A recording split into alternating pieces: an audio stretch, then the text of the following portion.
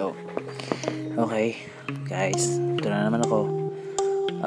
Today may bagong akong tutorial on how to put lens distortion. Ito, lens distortion, kung paano ilagay siya at pagandahin yung picture. So today I'm gonna show you how to do it. Okay, sundan nyo lang ako. Okay, first, dito ka sa Snapseed. First, open Snapseed. Then, click open. Open from device. Go to all photos. If you're in iPhone, okay, choose muna tayo ng picture.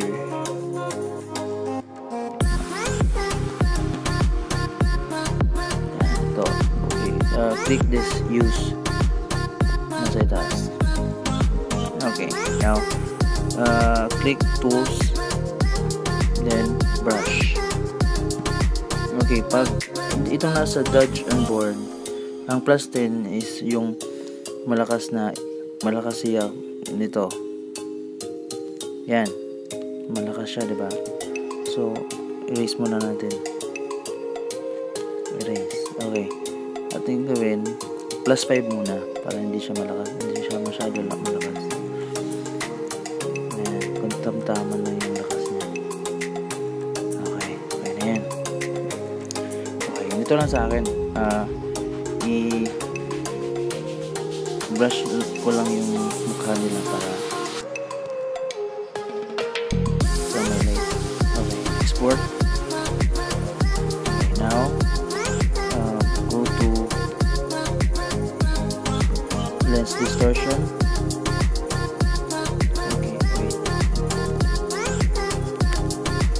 Go to lens distortion and find your edited picture in this.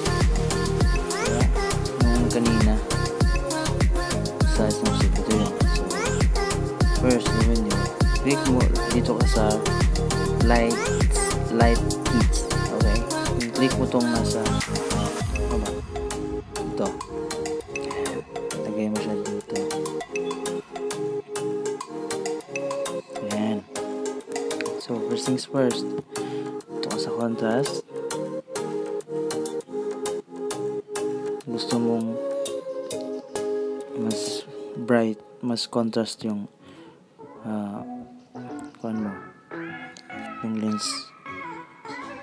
yung lens distortion. Color, pwede yung bahin yung color.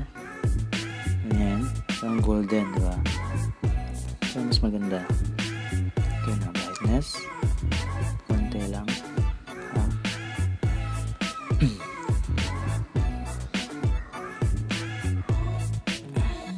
Ayan. Okay, now dito ka sa nasa itaas yung may arrow noon, tsaka may ito na ito sa baba. Okay, click mo yan, save natin. Okay, save image dito sa baba. Okay, now go to Lightroom CC. Ito ka, click Lightroom CC. Okay,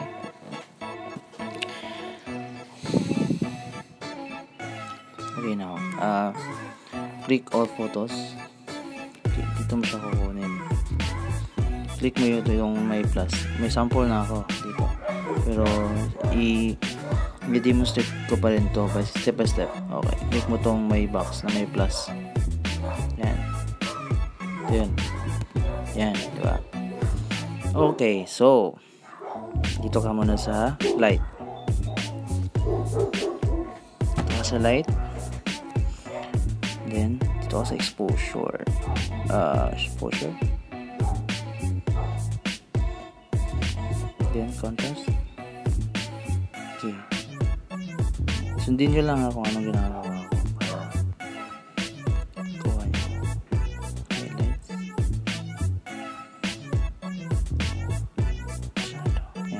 shadow. Yan, shadow. Yan, shadow. Then black.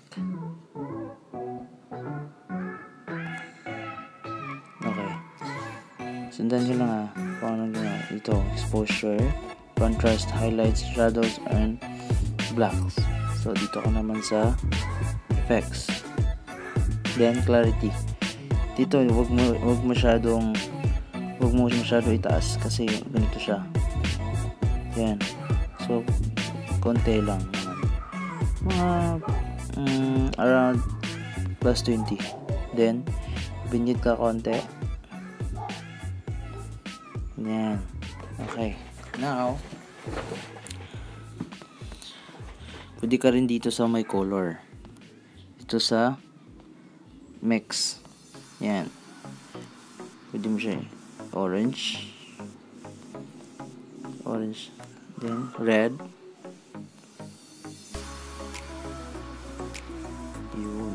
Then click. Check. Pop-up yan. Okay. Diba?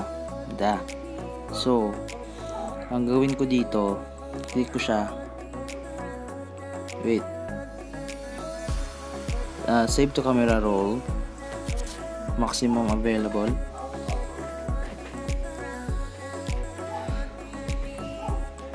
Okay. Yun. So, go back to Snapseed. Then, ito yung kanina. Then, click open. Open from device. So, yun. Yan. Use. So, ang gawin ko dito, brush ka. Konti. Light mo lang yung mukha nila.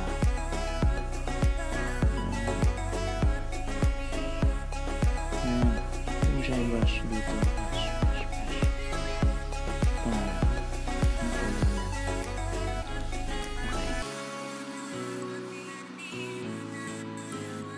Nice.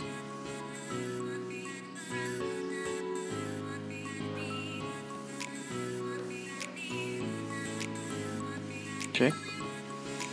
Then, kung gusto mong may grainy film, click mo lang tong grainy film na filter. So, dito ka mag-add na mas gumanda yung picture mo. Lagyan mo siya ng B02 ng B02.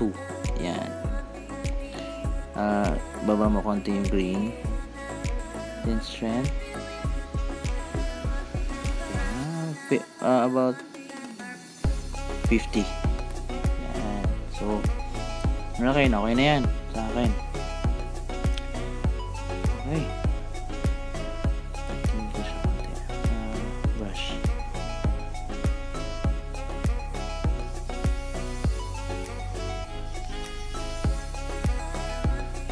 Check. Then, export. Ayun. Okay, say. Punta ka sa gallery. Ayan, diba?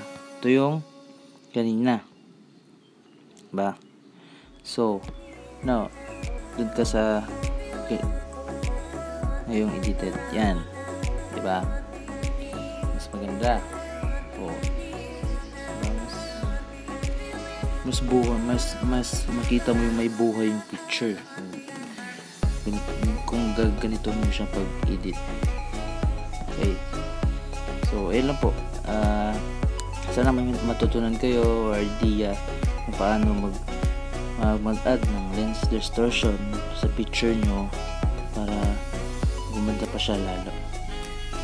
So, salamat po at please do comment if may questions kayo at do subscribe to my YouTube channel and sa ulitin po. And please comment, like to my video. Thank you.